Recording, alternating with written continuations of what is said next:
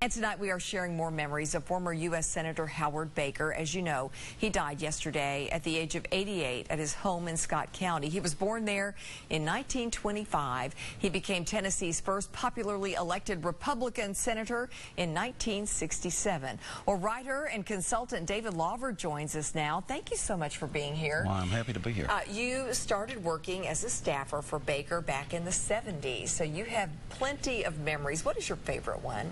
Well, I think just the fact that he inspired so many people, then young people, to get involved in the political process. And I think that that's something that has continued throughout his career, and certainly that may be his great legacy with the Baker Center, because so many people at UT who are now students, Baker scholars, people who will attend programs that bring in experts from all political viewpoints will have that ability to get involved.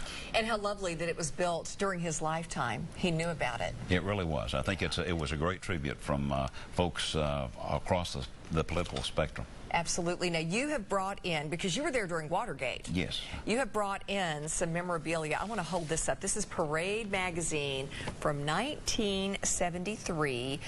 This is the senator with his then wife here, Joy Dirksen Baker. And this was at the height of the scandal, and he really did become a superstar. It really was an interesting thing. We thought after the 1972 re-election, he had not only with the first Republican elected, but re-elected, and that was in many ways just as significant, because he was able to triple the number of votes from his first election. And we thought after a very hard campaign that things would be a little bit easier. Little did we know that his appointment to this committee would change all of our lives. No, it catapulted him into the spotlight, and yes, certainly changed the course of everything in America. Yeah.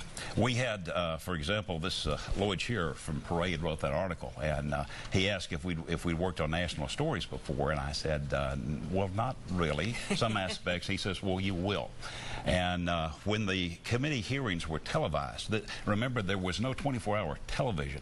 Right. Back then, you had the 3 networks, and you had some very angry people who were calling in initially because their soaps were canceled. Still, we were glued. But I was a child, but we were glued. It did not take long for the phones, the old phones with the lights on them, yes, to light up whenever the television was on, with people who had if you could just get this question to him, it'll blow the whole thing open. Well, he turned out to have his own question, which pretty much did that. The question that we know. Yes, indeed. What did the president know? And when did he know it? Yes. All right. David Lauver, thank you so much, and thank you for bringing these in.